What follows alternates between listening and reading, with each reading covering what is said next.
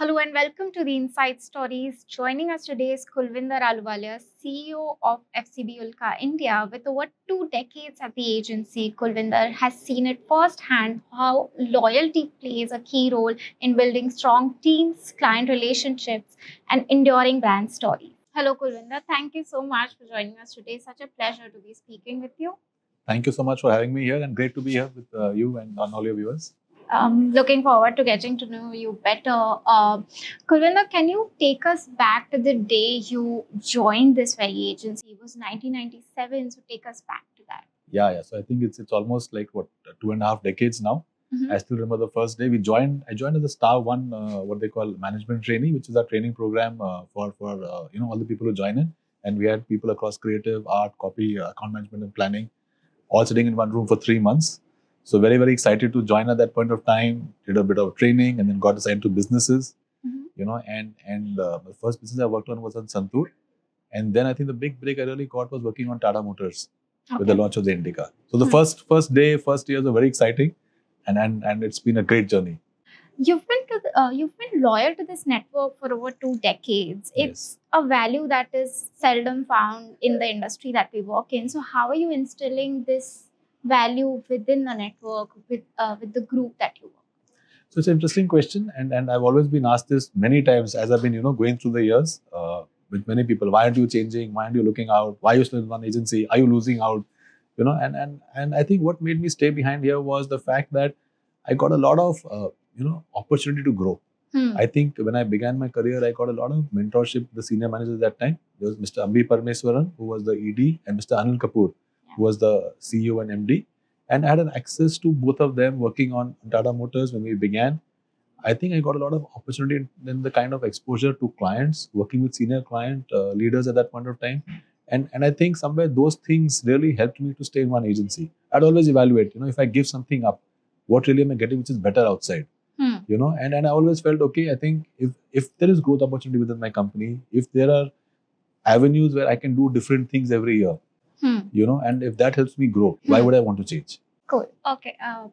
That's really refreshing, by the way, to see you staying loyal to the network, and I feel inspired. You mentioned Tata Motors. It's one of the brands that emerged in the early 90s and Yes. has continued to stay a fresh brand, a young brand. So, how do you think storytelling plays a role in brand building? Also, great question. I think consumers change, consumers evolve. Brands have to change and evolve, maybe not along with them, but a step ahead of them. If you look at some of the big brands you work with, and Tata Motors is a great example. They began working with the launch of the Indica. That's when we began working with them. They had brands like the Sierra and Safari and of course the Indigo, Sumo, and things like that. Right. But I think it was Indica which defined them as a passenger car maker at that point of time. Today, if you look at Tata Motors, it's a completely different company. It's in the last 2 decades, the amount of change that company has gone through, and the brands that we work on with them. There's the SUVs today take the charge. Yeah. There is the Nexon, there is the Punch, both of which we work with them. They've reinvented the Safari. They've reinvented. They're going to get the Sierra back now. It's what we hear. It's all in public domain where that's now going to be reimagined from what it was to an electric vehicle. So there's a lot of change that company has gone through. I think one iconic piece of work we did with them was really a few years back, where we sat and gave a positioning thought of what Tata Motors should be. And the whole point of a brand that will always be new forever. Because again, new is a very category code for automobiles. Okay, and therefore that became not just an advertising campaign, but really like a corporate philosophy. And therefore the kind of new things they offered in safety, the new things they offered in technology, in design, that really defined what Tata Motors today is, as a company. And therefore, being a part of that journey with them, working with them together, seeing how they reinvented, and therefore then the advertising storytelling also, I think from softer aspects today to being far more focused on what all the car has to offer, is the way I think the whole auto narrative also has been changing. Makes sense. And Tata Motors again is a legacy brand and it has that weight of tradition, right? So how do you ensure as a modern brand to stay culturally relevant and stay true to your roots? So it's also about controlling narrative. If you ask me, it's like I said, Tata Motors today created a new narrative, okay, on safety, for example, which was not so important maybe a few years back. But the fact that we were the first ones to launch what is called a 5-star rated safety car, based on GNCAP scores. Nexon was the first 5-star rated vehicle in India. Right. Okay, and therefore that started a new narrative on safety. The whole narrative on electric vehicles. If you look at, for example, some of other clients like Amul, Amul talks of women empowerment. 36 lakh dairy farmers, women dairy farmers who have got economic independence because they are able to, get a lot of um, daily milk sales, right? And that money comes to them at the end of the day in the evening for them, right? So from that point of view, that's how Amul is creating a revolution within its, farmers. So if you look at it, all these brands today are staying alive by using technology, using new narratives, creating new codes. If you look at ITC Foods, we work from our Bangalore office. Again, Dark Fantasy as a brand, it's created a whole new category of center-filled cookie, right? And I think still very, very strong. No one has been able to come up with something that equals it yet, right? So now that brand experience itself, the indulgence, the codes that come in there, are really what sets Dark Fantasy apart from some of the other brands that are there today.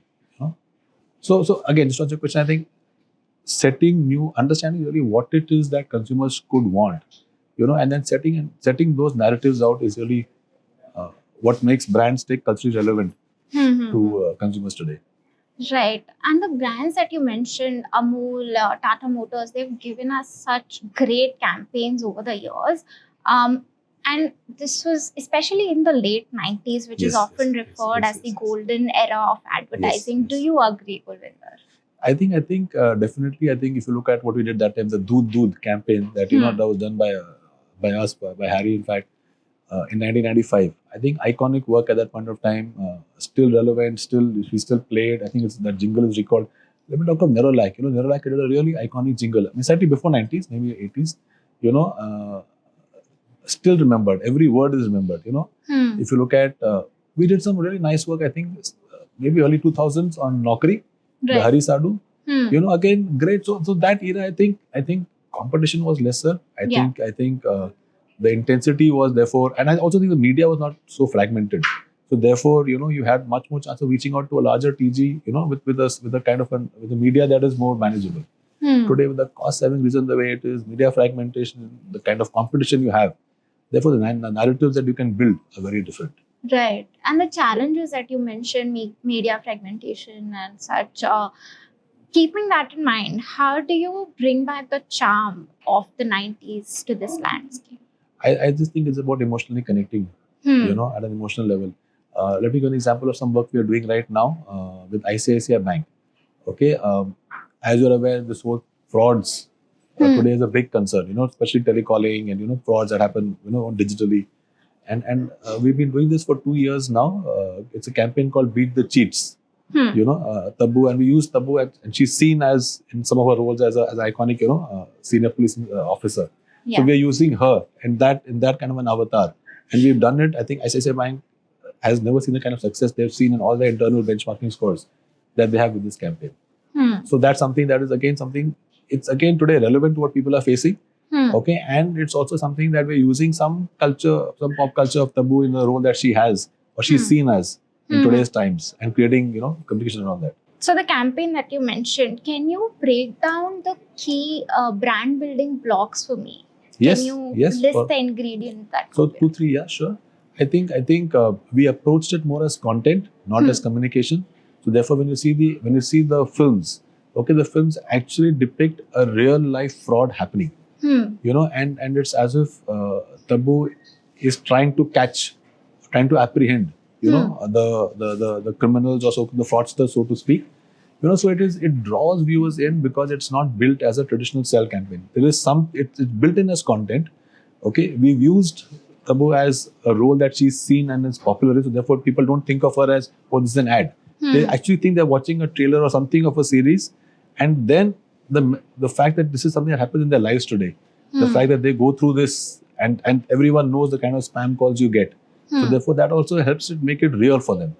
So in my mind, those are 3-4 things that we have done to make it, I think the highest successful campaign ICICI has ever done. She was indeed the perfect choice for the campaign, Tabu. Yes. Kulvinder, you have worked on such iconic brands and built it from scratch. So, can you list a few ingredients that go behind building a brand? If you can break it down. Yes, sure. So I think at the core, and there's nothing no new news here really. At the core is being authentic. Hmm. I think we have had the privilege of working with two brands, Tata as well as Amul. All the researches that we do in the country, when you ask, which are the most trusted brands, largely these two brands figure in the top two. A brand that you literally have blind faith in. It's Tata and Amul, and a lot of it comes from authenticity. A lot of it comes from not over promising. A lot of it comes from the fact that what the way we communicate, what we communicate, okay, again relates to people. So it's about being authentic. It's about talking in a way that people understand and relate to. It's not about over exaggeration. Hmm. Okay, so those are the kind of at the core. Really, I think then apart from communication, of course, it's the kind of product, the quality, the experience, all those things also then come into play. Hmm. But I think at the core of it is, are you true as a brand? Would you keep changing? Would your value equations change? Hmm. Which at least for these brands, no, Hmm. they're consistent. Right.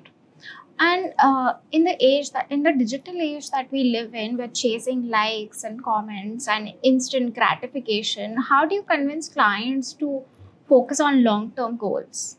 Um, Very interesting question. I think at the core of strategy, it's these are the manifestations of a strategy. Hmm. Okay, so at the core of strategy really is, what do I stand for as a brand? What do I want? Who's the kind of target audience I want for my brand, and what appeals to them? Right. Once the core is, the base is set, the foundation is set, then what are the many things I will do? Hmm. And I think what gets captured out of media are all these things, the activations, the likes, and the shares, but they all, in my mind, come from a core. Hmm. And I think you're right. I think today, as a communication agency, you have to look at every part of it. Yeah. The strategy in my mind remains the core, and strategy is really where the I'd say not just the CEO, the CMO of all large companies are deeply invested in, and we like to think we work closely with them on that, right? And then of course we have many teams that come in. In fact, at Ulka itself, we're looking next year to have full funnel, kind of a setup. Dheeraj is coming on board, and I think he's driving us a lot towards change, a lot towards looking at many new age solutions, integrating different services. So we are kind of setting up ourselves for that in 2025, and we want to become a full service integrated agency where we do a lot of these things as well. Hmm. Okay. Kulvinder, can you take me behind the scenes? So, people who are responsible for building these long-term brands that live on for a decade. So, agency culture also plays a huge role in how these people think, the ideas that come from them. So, how do you build that? So good question. I think one, of course, is consistency. I've been here for many years, and current boss Nitin has been here for almost 3 decades, so much longer than me. Mhm. So there's consistency. I think two things really. One, I mentioned when we began. Do you have talented people, and do you give them room to grow? Hmm. Do they see more opportunities here? Yeah. Okay, the DNA of some people, and we've identified a core set of people who we think fit the DNA of the company, and then these are the people who we really build on. And I think also then, do they have the freedom to think? Hmm. Do they have the ability to make a mistake and not get finger pointed on? Because the culture then that comes into play really. Are we giving people not just the opportunity to grow, but then even the freedom to think different, the freedom to add value, the freedom to make a mistake? Don't worry, we're part of a team. Somebody will cover up for you. Hmm. So it's the kind of culture also that you have that lets people then give ideas, feel like this is the place that they want to be in and want to work Hmm. long term. And then of course this team comes together to work with client teams. Can we expect more technological innovations coming? Yes, and there's more? a whole new look of talent. There's a whole view on the kind of people we're hiring on. So stay tuned. I think 2025 will be very different. Looking forward to that, and thank you so much for speaking to me today. My pleasure.